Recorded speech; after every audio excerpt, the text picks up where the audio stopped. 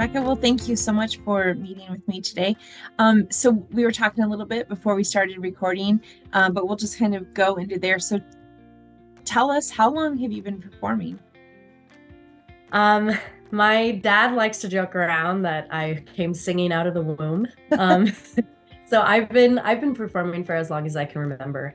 I think the first performances I remember were when my dad would introduce me very grandly into the living room, like, and now performing Rebecca Calix, and I'd walk in all tall and proud, and I'd perform for my brothers and sisters and my parents, grandparents. And then I started getting into choirs growing up. And then in middle school, I started to kind of be the cantor for the local Catholic churches. Mhm. So I would lead the mass, and I'd be in their choirs as well. And then in high school, I kind of became known as the singer. So I sang at all of our games, all of the masses as well.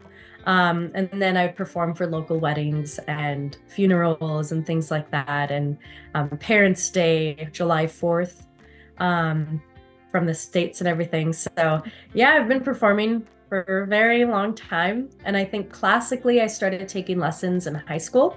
I believe in the 10th or 11th grade, I started training classically.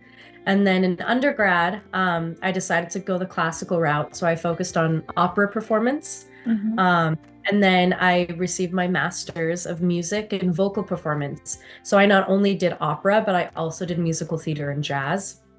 Um, because in undergrad, you kind of hone your skill, hone your technique Mhm. so that you can sing healthily for a very long time.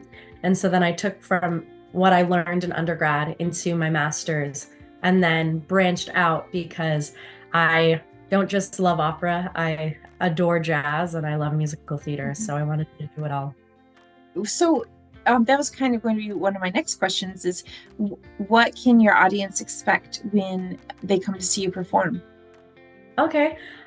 So for the coming gigs, the coming performances, I'll be focusing more on jazz, Okay. just because I think opera is it's not for everyone. Yeah. Completely understand. Yeah. So I'll be focusing a lot more on jazz and Broadway. So musical theater showstoppers. So I have a whole performance that'll just be focused on Broadway, and they'll be thrown in like some pop, contemporary, and then going back to even the golden age. So kind of Rodgers and Hammerstein's Sound of Music era. So I'll be doing that, and then jazz, the classics from Ella, Sinatra, Nat King Cole, like all the great jazz singers. So I'll Yeah. be doing classic jazz and then doing my own little swing on a couple of them. Yeah, and some soft jazz in there as well. And that's fantastic. That's going to be a great show.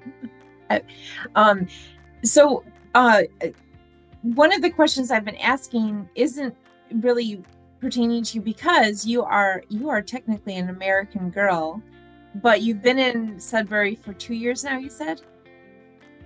So I'm officially moved last June, Okay, July.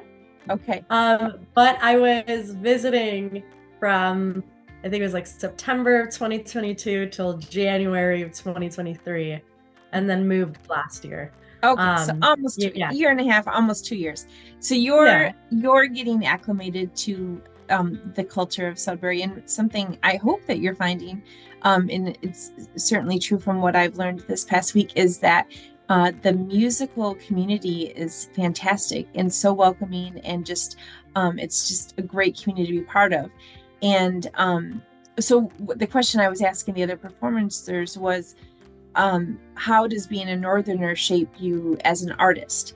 So I can't really ask you that question. I could say, how does being an American shape you as an artist? But we don't want to go there. But what are you finding to be true about performing in the North? Um, I think it's great. I think what you said, that it's very welcoming. So in Sudbury, what I've noticed is that everyone treats each other with a lot of kindness, which Mhm. is really what I admire and love about the North. Mhm. So I'm actually very happy I moved here. It feels very comforting everywhere I go because you see familiar faces. When you're in a big city, you don't really see very familiar faces because there's so many people. So here we go to the mall and we see 10 people that we know. We go to the local coffee shop, we see 5 people that we know. And so it's really, really nice. And then when I was performing for the holiday market, it was just so cool to see all these families just kind of come together with like a cup of hot chocolate and just listening to the Christmas music that I was singing, and being able to actually really connect with the audience. And then they come up to you afterwards and ask where you're from and why you do music. And I was really excited to be a part of it, because when I saw like performances with Yes Theater, and then I went to a couple local performances throughout the city, it was really cool because they're just everyday people, right? And you see them, you saw them walk the street and you're like, wait, I saw you here. I know your face. So it's really, really welcoming. It kind of already feels like a family. So I'm really excited to kind of officially be a part of it now, and share my love for music. Yeah, that's fantastic. So what are you looking forward to most about being part of the Northern Arts Festival? Just sharing my voice, sharing my love of music, and hoping that people can, I don't know, experience something new with my performances.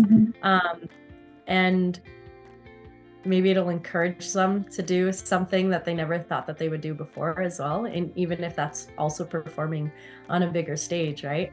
Yeah.